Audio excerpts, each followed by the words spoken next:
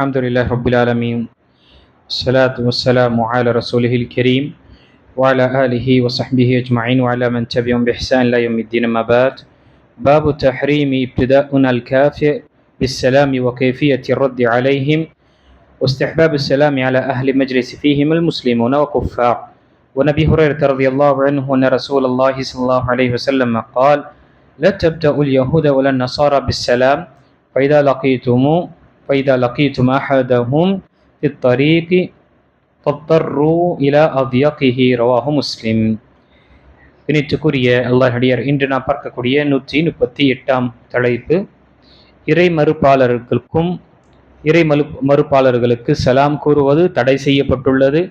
அவர்களுக்கு பதில் கூறும் முறை முஸ்லிம்களும் இறை மறுப்பாளர்களும் இணைந்து இருக்கும் சபையில் சலாம் கூறுவதும் விருப்பத்தக்கது. முஸ்லிமில் வரக்கூடிய ஹதீஸில் நபிகள் நாயகம் ஸல்லல்லாஹு அலைஹி வஸல்லம் அறிவிக்கின்றார்: யூதர்களுக்கும் கிறிஸ்தவர்களுக்கும் முதலில் சலாம் கூறாதீர்கள். அவர்கள் ஒருவரை நீங்கள் வழியில் சந்தித்தால் நெருக்கமான பாதையின் ஓரத்திற்கு ஒதுங்கச் செய்து நீங்கள் செல்லுங்கள் என்று நபி ஸல்லல்லாஹு அலைஹி வஸல்லம் கூறினார்கள். இங்கு இந்த ஹதீஸில் நபி ஸல்லல்லாஹு அலைஹி வஸல்லம் முதல் விஷயம் யூதர்கள் மற்றும் கிறிஸ்தவர்களுக்கு சலாமை முதலில் கூறாதீர்கள் என்று கூறியிருக்கின்றார்கள். இந்த ஹதீஸுடைய அசல் விஷயங்களை பார்க்கும் பொழுது நபிகள் நாயகம் ஸல்லல்லாஹு அலைஹி வஸல்லம் முஸ்லிம் அல்லாதவர்களுடன், குறிப்பாக யூதர்கள் உடன் அவருடைய தொடர்பு மதீனாவுக்கு வந்த பிறகு எப்படி இருந்தது என்றால், அவர்களும் மதீனாவில் அவருடைய மதத்தின் அடிப்படையில் சேர்ந்து வாழக்கூடிய முழு உரிமை கொடுக்கப்பட்டது. அவர்களுக்கு முழுமையான பாதுகாப்பும் கொடுக்கப்பட்டது, முழு விடுதலையும் கொடுக்கப்பட்டது. ஆகையால் நபி ஸல்லல்லாஹு அலைஹி வஸல்லம் மக்காவிலிருந்து மதீனாவுக்கு ஹிஜ்ரத் மேற்கொள்ள வரும் பொழுது ஒட்டுமொத்த மதீனா அங்கு முஸ்லிம்களாக ஆனார்கள். அதில் 3 யூத கோத்திரங்கள் இருந்தது. பனு கைனகா, பனு நதீர், பனு குரைதா என்ற 3 இருந்தார்கள். இவர்கள் அங்கு மதீனாவில் இருந்த காரணத்தினால் அவர்களுக்கு மத்தியில் ஒப்பந்தம், உடன்படிக்கை செய்து கொண்டு, நீங்க உங்களுடைய மதத்தின் அடிப்படையில நீங்க தாராளமாக நீங்க உங்களுடைய மதத்தின் அடிப்படை வாழலாம். ஆனால் சில நிபந்தனைகள் என்ன? மதீனாவுடன் நீங்க முஸ்லிம்களுடன் சேர்ந்து நீங்க வாழ வேண்டும். எந்த காரணத்திலும் பாதிப்பு ஏற்படுத்தக்கூடாது, எந்த ஒரு காரணத்திலும் நஷ்டம் ஏற்படுத்திவிடக்கூடாது. மதீனாவை தாக்குவதற்காக வெளியில் இருக்கக்கூடிய எதிரிகளுடன் சேரக்கூடாது. அதே போல தாக்கக்கூடியவர்கள் மதீனாவை தாக்கக்கூடிய நிலை ஏற்படும் பொழுது சேர்ந்து போரிட வேண்டும், பாதுகாக்க வேண்டும் என்ற ஒப்பந்தம் போடப்பட்டது. அதன் அடிப்படையில் சுமூகமாக நடந்து கொண்டிருந்தது. ஆனால் யூதர்களுடைய அந்த எப்பொழுதுமே ஒரு அவர்களுடைய சிந்தனை என்று பார்க்கும் பொழுது ஆட்சியமைக்கக்கூடிய மற்றும் ஆக்கிரமிக்கக்கூடிய நிலை எப்பொழுதும் இருந்து கொண்டதனால அவர்கள் ஆங்காங்கே இஸ்லாத்திற்கும் முஸ்லிம்களுக்கு எதிராக சூழ்ச்சியை செய்ய ஆரம்பித்தார்கள். நபி ஸல்லல்லாஹு அலைஹி வஸல்லம் காலத்தில் மதீனாவில் இருந்து யாராவது ஒரு முஸ்லிம் பெண்மணியை கொலை செய்து விடுவார்கள், கொலை செய்துவிட்டு தெருவில் போட்டு விடுவார்கள். அல்லது யாரா அன்சாரிகளுடைய மத்தியில் அவுஸ் மற்றும் ஹஸ்ரஜுடைய 2 கோத்திரத்திடையே அந்த சகோதரத்துவம் ஏற்படுத்தப்பட்ட விஷயம் இவர்களுக்கு அந்த குரோதமும் அந்த பொறாமையின் காரணமாக இவர்களுக்கு மத்தியில் பழைய கதைகளை சொல்லி பிரிவினை ஏற்படுத்துவதற்கு, இப்படி என்ற குழப்பங்களை ஏற்படுத்தக்கூடிய ஒரு நிலை ஏற்படும் பொழுது நபி ஸல்லல்லாஹு அலைஹி வஸல்லம் அவர்களுக்கு ஒவ்வொரு நேரம் வாய்ப்பு கொடுத்தார்கள். கடைசியில் அவர்களுக்கு ஒரு பனு நதீர் மற்றும் பனு கைனுகா 2 கோத்திரத்தையும் நபி ஸல்லல்லாஹு அலைஹி வஸல்லம் அவர்கள் செய்த அட்டூழியத்தின் காரணமாக நீங்க மதீனாவை விட்டு வெளியே கைபரில் இருக்கக்கூடிய இடத்துல நீங்க தஞ்சம் புகுங்க, நீங்க இப்போ மதீனாவில் வாழ்வதற்கு தகுதி இல்லை என்று நபி ஸல்லல்லாஹு அலைஹி வஸல்லம். அதற்கு பிறகும் என்ன செய்தார்கள்? வெளியே சென்ற பிறகும் குஃபார்களுக்கு எதிராக குஃபார்களுக்கு சேர்ந்து கொண்டு முஸ்லிம்களை அழிக்க வேண்டும் என்று நிறைய போர்க்களத்தில் அவர்களுடைய முயற்சி இருந்தன. எதுவரை என்றால், ஒரு அந்த பனு குரைதா என்று சொல்லக்கூடிய கோத்திரம், மதீனாவில் இருக்கக்கூடிய அந்த யூத கோத்திரம் என்ன செஞ்சாங்க? நபி ஸல்லல்லாஹு அலைஹி வஸல்லமை ஒழித்து கட்ட வேண்டும் என்று, கொலை செய்ய வேண்டும் என்று அவர்களை ஒரு தீர்ப்புக்காக அழைத்து அவருடைய தலையில் பாறாங்கல்லை போட்டு அழித்து விடலாம், அவரை கொன்று விடலாம் என்ற முயற்சியும் செய்தார்கள். அல்லாஹு தஆலா ஜிப்ரீல் அலைஹிஸ்ஸலாம் மூலமாக அவர்களை தெரியப்படுத்தி உடனே அங்கிருந்து சென்றார்கள். அது மட்டுமல்ல, நபி ஸல்லல்லாஹு அலைஹி வஸல்லமுக்கு விஷத்தையும் கொடுத்து அவர்களை கொலை செய்ய, இப்படி என்ற நிலையெல்லாம் கடந்த பிறகுதான் நபி ஸல்லல்லாஹு அலைஹி வஸல்லம் என்ன செஞ்சாங்க? இப்பொழுது நீங்க யூதர் மற்றும் நசாராக்களுக்கு நீங்க சலாம் முன்னாடி முதல் நீங்க சலாமை சொல்லாதீங்க. அதே போல அவர்கள் நடக்கும் பொழுது நீங்க அவர்களுக்கு நெருக்கத்தை நீங்க ஏற்படுத்துங்க என்று. இதெல்லாம் எப்படி எப்பொழுது நபி ஸல்லல்லாஹு அலைஹி வஸல்லம் கடைசி கட்டம்.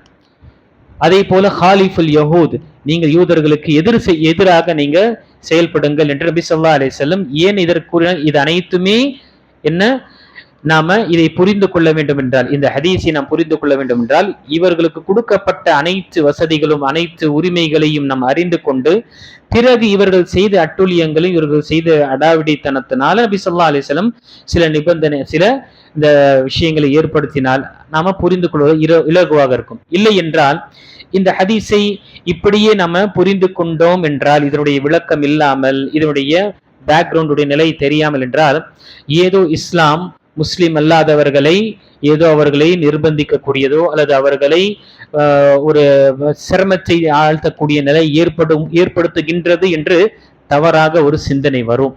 அதனால்தான் இங்கு இந்த விஷயத்தை நான் பதிவு செய்தேன்.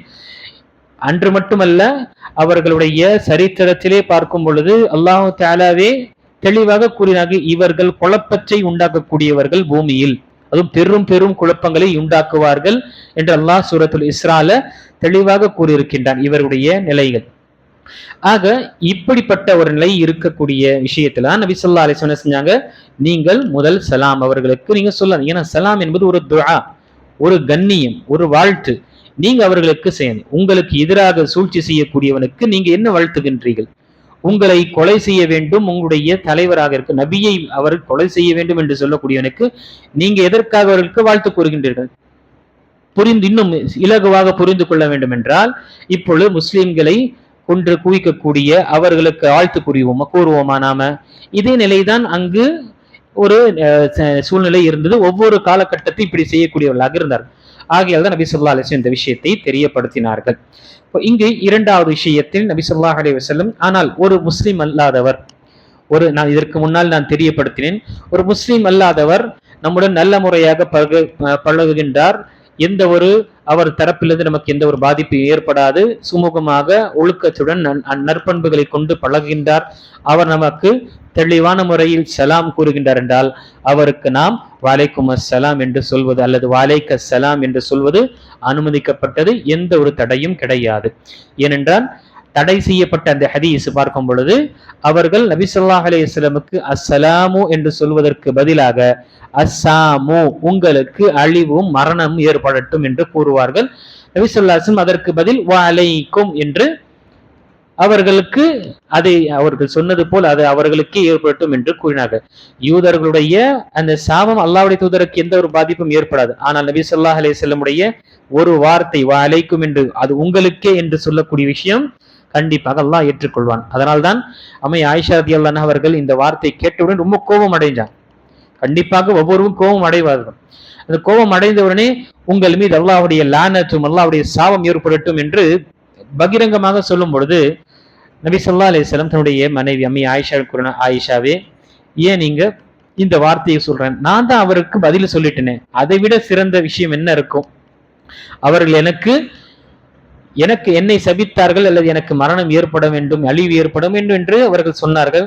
நான் அவருக்கு அதை விட ஒரு சிறந்த விஷயம், அவருக்கே அது ஏற்படட்டும் என்று சொல்லிவிட்டேனே, இதை விட அதிகமாக என்ன தேவை என்று இப்படி உங்களுடைய வார்த்தைக்கு நீங்க கடுமையாக பயன்படுத்தாதீங்க என்று நபி ஸல்லல்லாஹு அலைஹி வஸல்லம் கூறினார். ஆக இந்த ஹதீஸில் ஒருவர் இந்த முஸ்லிம் அல்லாதவர் நமக்கு வலைக்கும் சலாம் என்று கூறுகின்றார்கள், நாம் சலாம் என்று சொல்வது அனுமதிக்கப்பட்டதாக இருக்கின்றது. அதை தவிர சில நேரத்துல ஹலோ சொல்வதோ அல்லது நலத்தை நாம் விசாரிப்பதோ அல்லது குட் மார்னிங் சொல்வது என்பது இது அனுமதிக்கப்பட்டதாக இருக்கின்றது. இதனுடைய தடை கிடையாது. ஒரு மஜ்லிஸில் நம்ம உட்கார்ந்து கொண்டிருக்கோம், அதுல முஸ்லிமும் இருக்கின்றார்கள், முஸ்லிம் அல்லாதவர்கள் இருக்கிறாங்க அந்த கூட்டத்தில். என்ன அப்படிப்பட்ட ஒரு கூட்டத்திற்கு சலாம் கூறுவது என்பது மார்க்கம் நமக்கு என்ன கூறுகின்றது? அனுமதிக்கின்றது. முஸ்லிமில் வரக்கூடிய ஹதீஸில் 1798 ஹதீஸ், முஸ்லிம்களும் இணை வைப்போரும் சிலை வணங்கிகளும் யூதர்களும் கலந்து இருந்த ஒரு சபையை கடந்த சென்ற நபி ஸல்லல்லாஹு அலைஹி வஸல்லம் அவர்களுக்கும் சலாம் கூறினார்கள். இப்போ நம்முடைய எண்ணம் என்ன? முஸ்லிமாக இருக்கக்கூடியவர்களுக்கு நம்ம சலாம் கூறுகின்றோம், அந்த எண்ணத்தில் நம்ம சலாம் கூறுவது நபி ஸல்லல்லாஹு அலைஹி வஸல்லம் அந்த அடிப்படையில் தான் கூறினார்கள். அதனால அவர் உட்கார்ந்து கொண்டு இருக்கின்றார் என்பதற்காக அவருக்கு கொடுக்கக்கூடிய அந்த வாழ்த்தும் கண்ணியத்தை நாம் என்ன செய்யக்கூடாது, நிப்பாட்டி கொள்ளக்கூடாது. இதுவும் என்ன ஒரு நபி ஸல்லல்லாஹு அலைஹி வஸல்லமுடைய ஹதீஸ் மூலமாக நாம் அறிகின்றோம்.